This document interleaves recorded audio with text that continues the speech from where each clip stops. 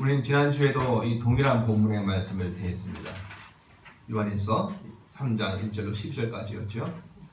지난주는 1절부터 3절까지의 말씀을 중점적으로 보았습니다. 바로 하나님의 사랑에 대해서 우리가 보았습니다. 하나님의 사랑은 어떠한 사랑인가? 그것을 측량할 수도 없고 무게를 달 수도 없고 돈으로 매겨줄 수도 없지만 요한은 어떠한 방식으로 그 사랑을 우리에게 보여주었다고요? 그 결과가 우리에게 어떻게 드러났는지에 대해서 이야기함으로 그 사랑의 크기를 우리에게 이야기해 주었죠. 그 사랑으로 인해 발생된 것은 그 결과가 무엇이었습니까? 우리가 바로 하나님의 자녀가 되어졌다라고 하는 그 사실이지. 여러분, 사랑의 크기는 다 다릅니다. 우리 성도들도 다 사랑을 하죠? 다 사랑합니다. 하지만 각 사람이 행하는 사랑은 다 다르게 표현이 되어집니다. 자기가 할 수 있는 것만큼 사랑을 하죠. 사랑인지 모르게 억지로 했다가는 오히려 그것이 데이고 말기도 합니다. 결국 내가 억지로 할 수 없고 내 속에서 생긴 그 사랑만큼만 할 수 있는 것이지. 율법은 뭐냐면 이거 해야 돼 라고 규정하고 하지 않으면 그것이 죄가 되어지는 것이지만 사랑은 그게 아니라 내 속에 주께서 주신 것만큼 하는 게 사랑입니다. 그래서 어떤 사람은 우리가 사랑할 때에도 마음으로밖에 사랑을 못하는 경우도 있습니다. 다른 여력이 안 되고 힘이 안 되기 때문에 마음으로만 내가 사랑합니다, 내가 사랑합니다 마음으로만 하는 경우도 있고요. 근데 어떤 사람들은 잘 들어주는 것으로 자기의 사랑을 표현하기도 합니다. 남의 말 듣는 게 쉬운 게 아니죠. 그럼에도 불구하고 그 말 들어주고 함께 해주고 하는 것으로 자기의 사랑을 표현하지요. 또 요즘같이 바쁜 시대에 누구 결혼식하고 누구 무슨 잔치한다고 오고 가는 건 참 불편한데 가장 간편한 방법은 돈으로 보내는 것이죠. 돈으로 자기의 사랑을 표현하기도 합니다. 그래서 다 사랑을 가지고 있지만 그 사랑을 표현하는 방식이 다 다른 것이지요. 그런데 하나님도 우리를 사랑하셨는데 우리를 돈 몇 푼 주고 사랑하는 것으로 띄우는 것이 아니라 우리에게 건강 주시는 것으로 우리의 사랑을, 우리를 향한 사랑을 띄우신 것이 아니라 어떻게 우리를 사랑하셨다고요? 우리 인생을 아예 하나님의 당신의 자녀로 삼으시는 방법으로 우리를 사랑하시는 것이죠. 다른 것으로는 완전한 해결이 안 되기 때문에 원수 마귀가 계속 와서 우리를 고소할 거거든요. 우리의 악함과 우리의 연약함과 우리의 모자름과 우리의 모든 불법을 고소할 거거든요. 죄로부터 파생되어진 모든 불법을 고소할 것이기 때문에 그걸 하나하나 케이스 바이 케이스로 막으려면 하나님도 막을 재간이 없으신 거예요. 어떻게 하십니까? 얘는 내 새끼다, 내 자녀다 라고 자녀를 삼아주시는 방법으로 하나님이 우리를 사랑을 하신 것이죠. 원수였던 우리를 하나님을 아버지라고는커녕 하나님을 대할 수도 찾을 수도 없는 우리를 향하여서 하나님이 우리를 자녀 삼으시는 그 방법을 통해서 하나님이 우리를 향하신 사랑을 행하신 것이었습니다. 다른 것으로는 완전히 해결이 안 되니 아예 가족 관계로 우리 인생을 당신의 보호막 아래 두신 것이었죠. 그렇습니다. 내 새끼니까 봐준다, 이거 되어지는 것이죠. 그래서 우리는 지금도 하나님의 자녀입니다. 우리가 그런 자들입니다. 겉모습이 이렇고 우리의 행위가 불만족스럽고 완전하지 못한다 할지라도 우리 누구라고요? 하나님의 자녀입니다. 나도 나 자신이 헷갈릴 때가 있습니다. 내가 예수 믿고 하나님의 자녀인가? 헷갈릴 때가 있습니다. 하물며 세상 사람들은 더 하겠죠. 같이 살고 있는 이들이 더 오해하겠죠. 뭐라 그럽니까? 우리가 하나님의 자녀인 것을 알지 못하죠, 당연히.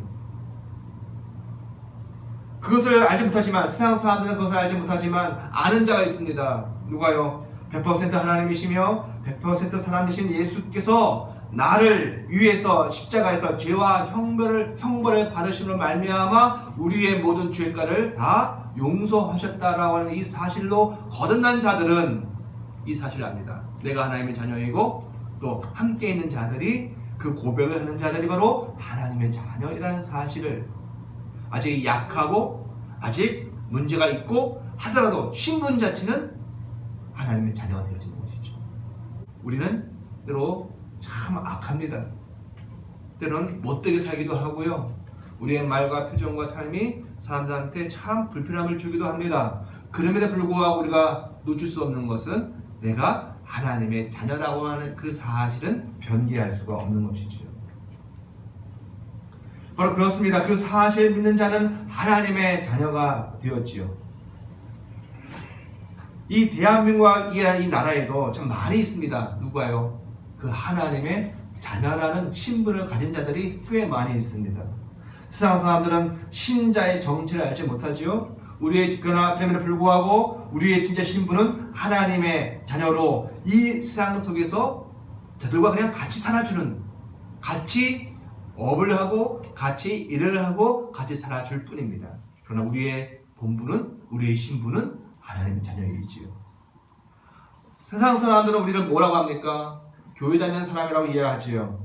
또 저 사람들은 불상 놓고 석가모니 부처님 섬기는 사람들이 아니라 하나님 섬기는 사람들이야, 그렇게 이야기하기도 합니다. 또 우리가 신앙심이 좀 유별나면 다른 사람들은 교회에 미쳤어, 예수에 미쳤어 라고 얘기하기도 합니다. 또는 어떤 사상적인 영향을 받아가지고 삶을 좀 다르게 산다라고까지는 이야기할 수가 있습니다. 그런데 뭘 몰라요? 우리가 하나님의 진짜 자녀라는 사실을 알지 못합니다. 알 수가 없는 거예요. 세상은 우리가 하나님 자신들과 같은 처지에 산다는 이유 때문에, 또 늘 보고 있다는 이유 때문에, 또 가정에서 또 식구라는 이름으로 같이 살고 있다는 이유 때문에 우리의 참된 정체성을 다 알지 못하지요. 우리가 아버지 하나님의 자녀라는 그 사실을 그것을 알지 못합니다. 우리의 진정한 가치를 알아주지 못하는 곳에서 사는 것이 원래 힘드는 겁니다. 근데 반대로 이야기하면요, 우리의 삶이 뭐예요? 우리가 누구인지 알지 못하는 곳에 와서 우리가 누구인지를 알려주고 가면 그게 우리의 삶인 줄 믿습니다. 이 땅은 자연 생명으로 태어난 사람들은 우리가 누구인지를 알 수가 없어요.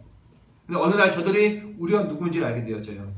저가 우리 엄마인데, 내 아내인데, 내 식구인데, 거기서 멈추는 것이 아니라, 교회에 열심히 하는 사람인데 거기서 멈추는 것이 아니라 저가 하나님의 자녀라는 사실을 알게 되어집니다. 그때는 우리의 삶이 완성이 되어집니다. 반대로 얘기하면 그때 그들에게 무슨 일이 일어났을까요? 자연 생명으로 우리가 누군지 모른다면서요. 하나님의 생명을 거듭나야 자신이 누군지도 알고 상대방이 누군지도 안다면서요. 저들이 우리를 안다는 얘기는 우리가 하나님의 자녀라는 사실을 알게 되었던 그 사실은 저들 속에는 무슨 일이 일어난 걸까요? 저들이 거듭나게 되었다는 겁니다. 그렇죠. 그때 우리의 사명이 완성이 되어지는 겁니다. 우리는 저들을 구원시킬 수가 없어요. 그냥 견디며 살아가는 겁니다. 나는 하나님의 자녀라는 사실을 그걸 붙들고 하나님이 내게 주신 음성을 따라 살아가는 거지요. 그런데 그 역사 속에, 그 일 속에 하나님이 역사하셔서 저들로 다시 태어나게 하신 일들을 하게 하십니다. 그게 우리의 삶이에요. 그러니까 너무 억울해하지 마시기 바랍니다. 우리의 힘든 것이 우리를 오해하고 우리를 못 알아주는 것 자체가 우리의 사명 자체이기 때문에 그렇습니다. 장래가 되면, 우리가 지난주에 말씀 보았던 것이 그렇습니다. 장래가 되어지면, 예수께서 심판주로 다시 오시면 모든 세상이 다 알게 된다고 했습니다. 그때는 굳이 우리가 속을 뒤집어서 다 보여줄 필요도 없어요. 그때 주님이 온 세상 속에 하나님 당신의 권능과 능력으로 우리가 바로 하나님의 자녀라는 사실을 알게 하실 것이고, 우리의 모양과 우리의 모습도 그분처럼 바꾸어 주실 것입니다. 그때 마치 미운 오리 새끼가 진짜는 아름다운 백조였던 것처럼 그때 알게 된 때가 있는 것처럼 우리의 모습이 그때 변화되어질 것입니다. 주님과 같이 부활의 모습으로 변화되어질 것입니다.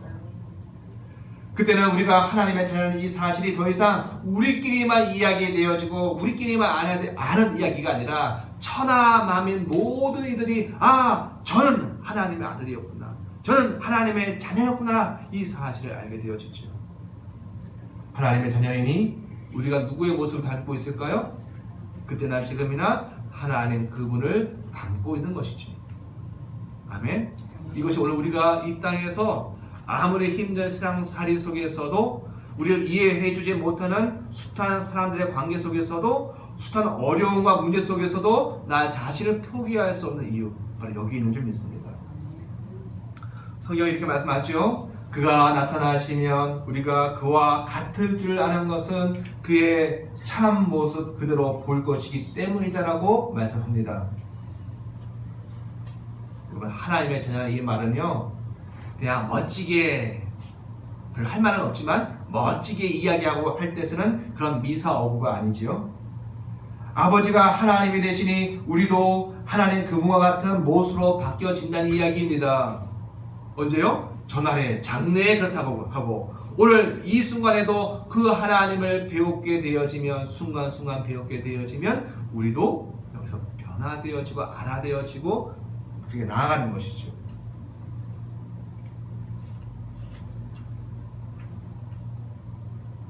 그 누구도 아니야라고 부정할 수 없는 확실한 모습으로 우리가 그렇게 변화되어질 줄 믿습니다.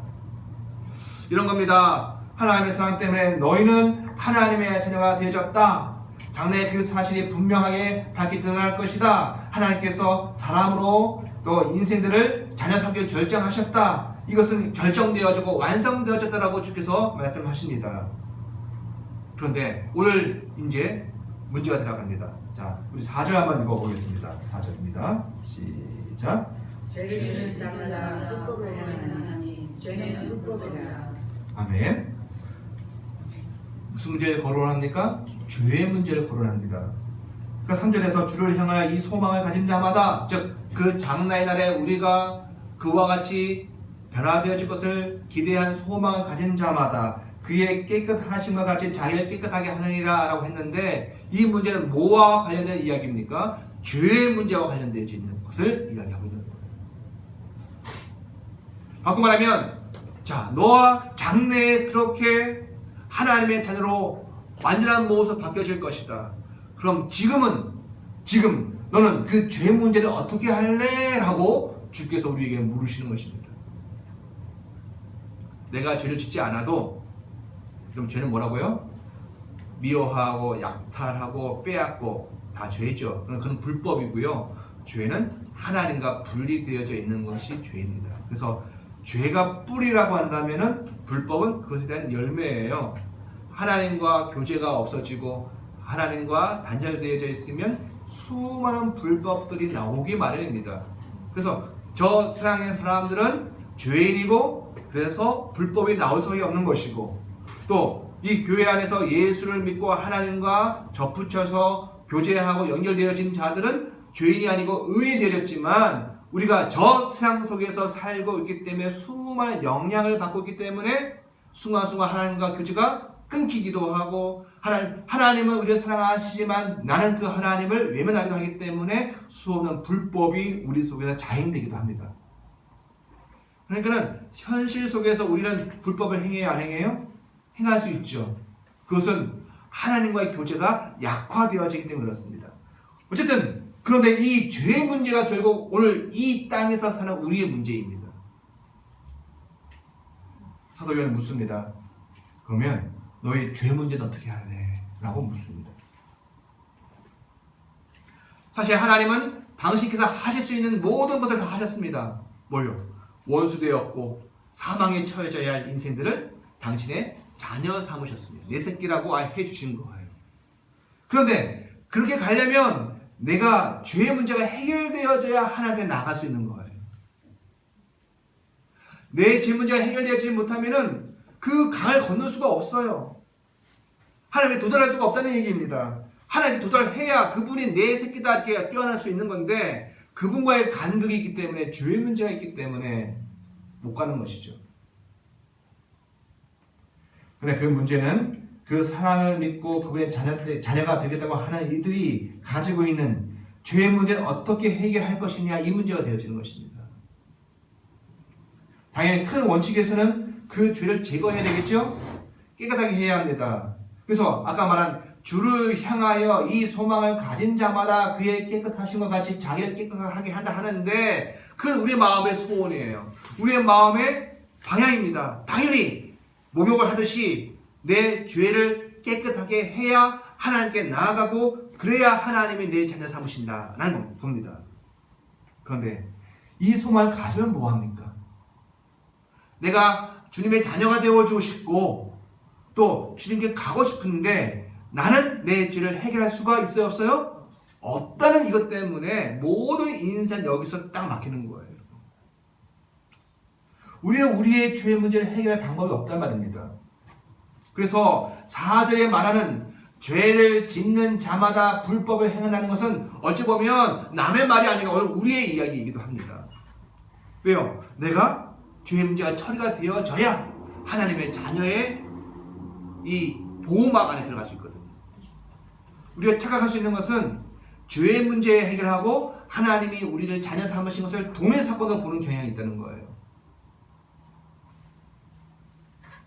하나님이 나를 자녀 삼으셨다는 것이 하나님이 나의 죄, 우리의 죄를 용서하신 문제와 결부 하나로 보시면은 이게 별 은혜가 안 돼요. 나 하나님이 나를 자녀 삼으셨구나. 그럼 나도 이미 벌써 죄 용서하셨구나. 이 문제가 되어지는 거예요. 그렇게 보지 마시고 하나님은 우리를 자녀 삼으셔야 하십니다. 그런데 이 문제하고 죄 용서 문제는 다른 문제예요. 죄 용서 누가 하셔야 돼요? 예수가 하셔야 됩니다. 하나님이신데 그 하나님이 우리 가운데 사람으로 들어와서 나 대신 죄를 짊어지시고 그 죄를 처벌받으셔야 내가 죄 문제 해결되어지는 것이지, 그 문제를 고백하지 않으면 내 죄를 예수께 의탁하고 그분에게 맡기지 아니하고 주님 나의 죄를 대신 짊어주세요라고 자기 권리를 그분께 맡기지 않으면 나의 죄는 처리가 안 되는 거예요. 이 죄의 문제가 처리가 안 되면 아버지께 갈 수가 없고 하나님의 자녀로 보호막 안에 들어갈 수가 없게 되어집니다. 그러니까 오늘 우리는 어찌 보면 이 모든 과정을 다 행하고 들어왔지만 다시 한번 원론적으로 보도록 하겠습니다. 죄를 짓는 자마다 불법을 행하는 것은 결코 남의 말이 아닙니다. 아무리 하나님이 사랑을 한다고 하더라도 잠을 심으신다고 우리를 어서 오라고 허용하시지만 그 사랑 자체로만으로는, 즉 우리를 하나님 자녀 삼으신 그 사랑 자체로만으로는 너무나 우리가 문제가 있는 거예요. 우리가 결단을 해야 할 문제가 있는 겁니다. 그 문제는 인생은 하나님과 단절된 상태이기 때문에 하나님께 갈 수가 없다는 거죠. 그래서 어찌 보면 모든 인생들이 바라고 탄시 여기 있는 것이죠. 하나님이 우리를 사랑하신다. 하나님이 우리를 자녀 삼으신다. 좋다는 거예요. 그런데 그분께 죄가 없는 상태로 가야 하는데 이 문제를 어떻게 처리하느냐라고 하는 것이죠. 이것이 없으면 그 사랑을 받을 수가 없다는 말이기 때문에 그렇습니다. 길도 없고 또 방법도 없고 그러면 자포자기 하는 것이죠. 여러분, 못 먹는 감입니다. 양천구에는 감이 많이 열려 있습니다. 따요 못 따요? 못 땁니다. 보고만 있어요. 못 먹는 감입니다. 떡입니다. 그런데 그림에 있는 떡입니다. 먹어요 못 먹어요? 나를 배불리 하지 못하는 떡입니다. 아무리 하나님이 우리를 사랑하셔서 당신의 자녀 삼으셨다 한들 내 죄가 처리가 되어지지 아니하면 그 사랑은 내 사랑이 나를 향한 사랑이 아니고 나는 그분의 자녀가 될 수가 없다는 말씀이죠. 그러니 뭐만 더해요? 탄식만 성합니다. 영성가대 하는 말이 지옥에서 가장 고통스러운 자리 어디라고요? 천국이 보이는 자리가 가장 고통스럽답니다. 왜? 멀리 보이는데 거기에 갈 수가 없는 것이죠. 명절이 되어지면 임진강에 많은 신앙인들이 옵니다. 왜? 바로 그 임진강 강 건너편이 당신 고향이거든요. 마음에 보면 거기에 밭을 일구는 사람들이 보이고 거기에 집들이 보이고 심지어 거기에 오고 가는 아낙네들과 아이들과 물고기 잡는 거 다 보입니다. 그런데 갈 수가 없어요. 이런 거죠. 보이는데 갈 수가 없는 이 탄식입니다. 대학만 들어가면 등록금도 다 대주고 유학도 보내주고 너 원하는 거 다 해주겠다고 심지어 최고차도 하나 사주겠다고 얘기를 했습니다. 그런데 정작 학업 성취 능력의 한계 때문에 진학을 못해요? 들어갈 수가 없어요? 들어가야 누리는데 그 들어가지 못하니 자기 것이 안 되는 거지요. 공부하는 방법을 모르고 또 그럴 몸이 준비가 되지 않으면은 들어갈 수가 없고 아무리 약속을 받았다 하는데 그것이 자기 것이 될 수가 없지 않겠습니까? 여러분, 하나님의 사랑이 나는 너희를 내 자녀 삼았다 라고 한 여기에서 끝났다면 이것은 우리가 들어갈 수 없고 강 건너에서 멀찍이서 그냥 바라만 봐야 하는 내 것 아닌 탄식과 괴로움만 있는 그러한 하나님의 괴롭힘이라고 할 수 있는 겁니다. 죄의 문제가 해결되어야 하는데 말이죠. 그래서 하나님의 아버지의 그 사랑의 크기는 우리를 자녀 삼으신 거기서 끝나는 것이 아니라 구체적인 행위와 구체적인 수고를 또 감당하시는 그 사랑이 또 들어가 있는 겁니다. 그 사랑을 우리를 자녀 삼으신 것에서 국한하지 아니하고 와라 오게만 해봐라 내가 너희를 자녀 삼아줄게 무조건 들어와 그럼 자녀 삼아줄게 이게 아니고 우리를 들어가지 못한 우리를 향하여서 들어가게 하시는 죄를 처리해 주시는 것까지 하나님의 사랑은 커져야 됐던 것이었습니다. 그 내용이 바로 5절입니다. 5절 말씀 읽어보겠습니다. 시작.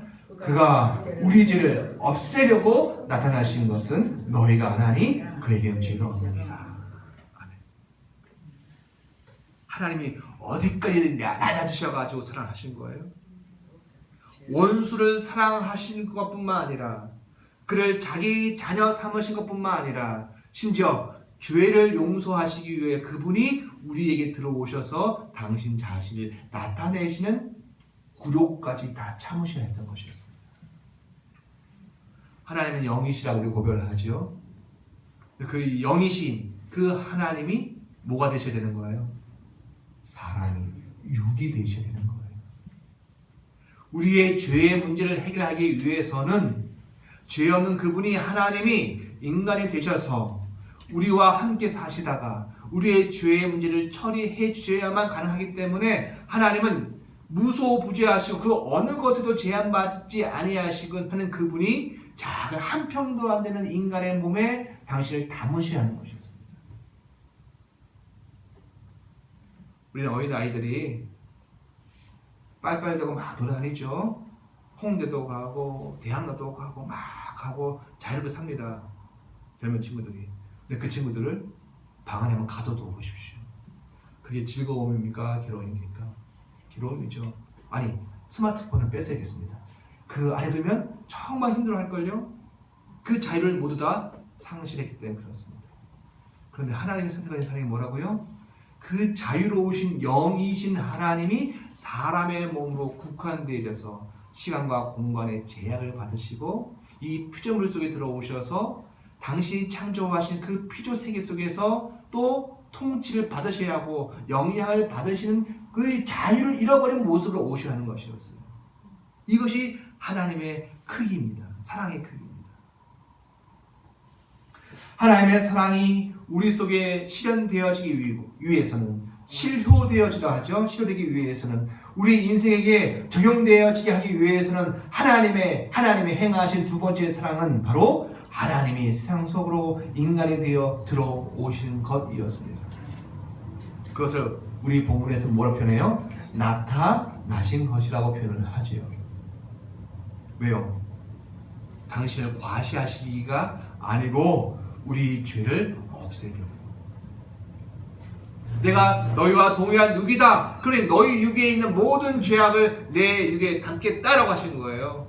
그리고 그것을 십자가에서 죽으시면서 당신이 죽으실 뿐만 아니라 당신이 짊어지신 죄의 덩어리들이 다 멸하여지고 없어지는 것이었습니다. 여러분, 이것이 하나님이 우리에게 당신께 들어올 수 있는 당신의 영원한 세계 속에 하나님의 마음 안으로 들어올 수 있도록 하신 하나님의 방편이었습니다. 우리가 외국에 갈 때 꼭 뭘 받아야 합니까? 물론 무비자가 있는 나라들도 있지만 미국처럼 깐깐하게 비자를 다 받는 나라들도 있습니다. 비자가 있어야 합니다. 이 나라에서 저 나라로 갈 때에 이 사람이 어떤 사람인지 다 증명을 해준 비자가 있어야 돼요. 진짜. 우리 국내에서 범죄가 있고 그리고 정과 기록이 있으면 비자가 나와요? 안 나옵니다, 여러분. 그래서 외국 가기 위해서라도 죄 지으면 안 돼요. 그죠? 외국 가시려면은 여러분 빨간 줄이 있으면 안 됩니다. 이 없는 상태, 이 나라에서 이 사람은 그래도 당신 나라에 가서도 해를 끼치지 않을 사람이라고 도장을 꽉 찍어줘야 보낼 수 있는 겁니다. 아무리 북한에서 우리가 적대 관계를 맺는다 하더라도 북한에서 16명을 살해한 사람이 들어왔을 때 우리는 그 사람을 받아요? 못 받아요? 못 받습니다. 당신 애가 처리하시라고 다시 되돌려 보내야 되는 거예요, 그게. 그런데 그 비자가 없으면 못 들어가는데 자격이 없으면 못 들어가죠. 그래서 그래서 이 자격이 없는 사람들이 취하는 방법이 뭡니까? 저쪽 나라에 입국 허가를 받은 배에 몰래 들어갑니다. 그리고 입국 허가를 받은 컨테이너 속에 숨어 있는 거죠. 예, 그러면 그 컨테이너, 그 배는 굳이 검사를 하지 않기 때문에 그렇습니다. 그냥 통과해 들어가고 배가 통과해 들어가고 그 컨테이너도 그냥 나와서 이제 주문을 하고 수입을 하는 업자에 그냥 가는 거죠. 그래서 그 배의 그 컨테이너 안에 미입국자들이 막 들어가 있는 겁니다. 왜요? 배는 자격이 있고 그 컨테이너는 허가받은 것이기 때문에 그렇습니다. 하나님께서 우리에게 더하신 그 사랑은 우리의 죄를 무효해야 하는데 우리는 우리의 이 알몸 몸뚱아리를 가지고선 돼야 안 돼요? 안 돼요. 하나님도 법이 있기 때문에 우리가 그냥 갈 수는 없는 거예요. 하나님 앞에 들어갈 수가 없습니다. 어디 안에 들어가야 돼요? 우리의 죄를 감싸주고 무효화시키는 그곳으로 들어가셔야 하는 것이죠. 바로 그것이 아까 5절에 읽었던 그가 우리 죄를 없애려고 오신 것이고 그러려니 우리가 어디로 들어가야 합니까? 그분 안으로 들어가야 되는 것이죠. 자, 한번 읽어보겠습니다.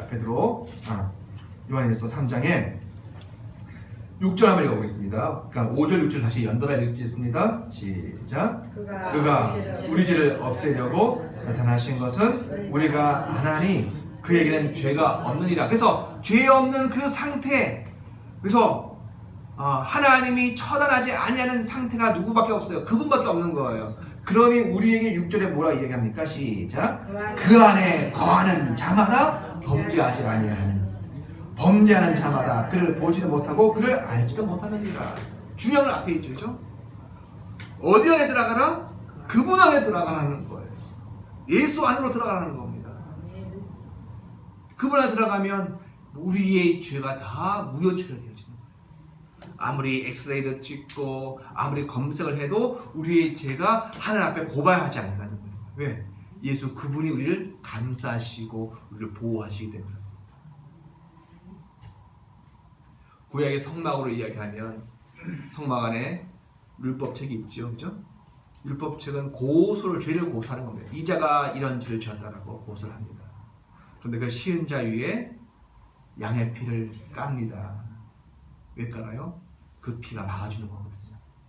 죄를 고소하지만 율법이 이 자는 이런 자이고 이 죄가 있고 불법을 행했고 수많은 마음의 근본까지 다 드러내는 우리 죄를 고발합니다. 하나님은 우리가 작년 이맘때 우리가 무엇을 하신지 다 아시거든. 다 드러내신단 말입니다. 그런데 뭐가 막아요? 피가 막아요. 예수 안에 들어가면 그분이 우리의 보호막이 되셔서 우리를 보호하십니다. 그런데 어떤 이는 자존심이 있어요. 내가 왜 그분 안에 들어가냐? 내가 왜 그분 안에 머리를 숙이냐? 나 안 하려한다 하는 겁니다. 그런 자도 어떻게 하십니까? 6절에서 그를 보지도 못하였고 그렇기 때문에 그를 알지도 못하였기 때문에 자신의 죄가 그대로 다 표출되어지겠죠. 여러분, 그분 안에 거하는 것이 무엇입니까? 장래 그날에는 우리가 하나님을 얼굴과 얼굴로 맞대어 보겠지만 지금은 그렇지 않지요. 우리는 하나님 못 봅니다. 지금 장래에 가면 그분을 얼굴과 얼굴 맞대어 알 겁니다. 그러나 지금은 아닙니다. 이 세상에서는 오히려 예수라고 하는 그분 안에 거하는 것이 유일한 방법입니다. 그래야 그 하나님을 대할 수가 있어요. 그리고 오늘 우리는 기도와 말씀과 또 성도의 교제라고 하는 방식을 통해서 그분 안에 거합니다. 목적이 뭐예요? 기도의 목적이 뭐예요? 말씀을 듣고 말씀을 읽고 말씀을 공부하는 목적이 뭐예요? 성도의 교제를 하는 이유가 뭐예요? 이게 그분 안에 거하기 위함이에요. 기도 자체가 중요한 것이 아니고 말씀 자체가 중요한 것이 아니고 내가 얼마나 많이 읽었느냐, 글자가 이렇다, 내가 몇 번 읽었다, 내가 울면서 기도했다, 이게 중요한 것이 아니고 내가 몇 시간을 기도했다 중요한 것이 아니고 내가 많은 사람들 만나서 이야기했다는 것이 중요한 것이 아니라 이것의 목적은 우리가 그분 안에 거하는 것입니다. 그래서 우리는 이것을 따라하겠습니다. 은혜의 방편, 시작. 은혜의 방편이라고 합니다. 개신교가 이야기하는 딱 세 가지입니다. 은혜의 방편, 뭐요? 기도와 말씀과 교제. 교제는 성찬도 되어지기도 하고 우리가 함께 성도의 교제가 그것입니다. 그것을 인간의 육성만 나오면 이건 아직 아닌 거예요. 내가 기도를 했는데 많이 울었다, 서러움이 복받치고 미움이 일어났다, 그걸 막 토해내는 기도가 있었어요. 그거 해야 합니다만 아직 그것은 주님 안에 거하는 것이 아니라면 아직 기도의 본 입구에 못 들어간 것입니다. 우리가 말씀을 읽고 또 말씀을 듣고 성경을 공부합니다. 그런데 그것이 주님 안에 거하는 일이 생기지 않는다면 그 지식은 우리를 교만하게만 합니다. 우리가 성도의 교제를 합니다. 사람들의 이야기를 듣고 함께 나누고 돕기도 하고 합니다. 그런데 그것이 원래 목적인 주님 안에 거하는 것이 아니었다면 자기 자랑만 나옵니다. 그리고 뒤에 가서 남의 흉을 볼 거예요. 오늘 우리는 예수 그리스도 안에 거해야 합니다. 주님 안에 머물러야 합니다. 아예 거기에 집을 짓고 살아야 합니다. 근데 그것이 방편이 뭐라고요? 기도와 말씀과 교제예요. 반응이 없습니다, 여러분. 제가 여러분에게 또 다른, 여러분 몰랐지요? 제가 새 것을 이야기하겠습니다. 그런 걸 기대하지 마십시오.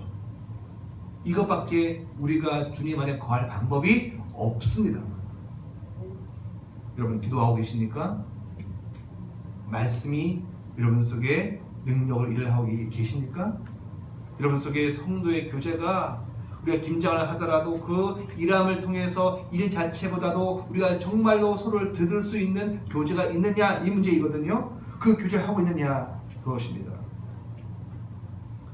우리가 할 수 있는 방법은 이런 방편뿐입니다.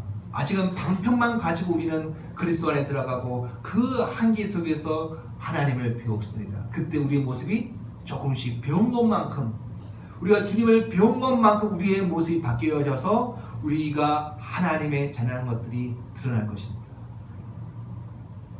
우리가 충성되었으면 좋겠습니다.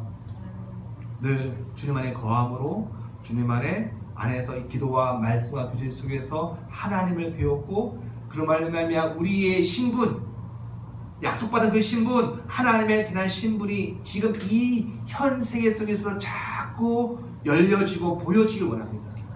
그거 내가 있기를 원합니다. 그런데 여러분, 그 하나님의 사랑의 크기가 어디까지 갑니까? 자, 한번 읽어보겠습니다. 3장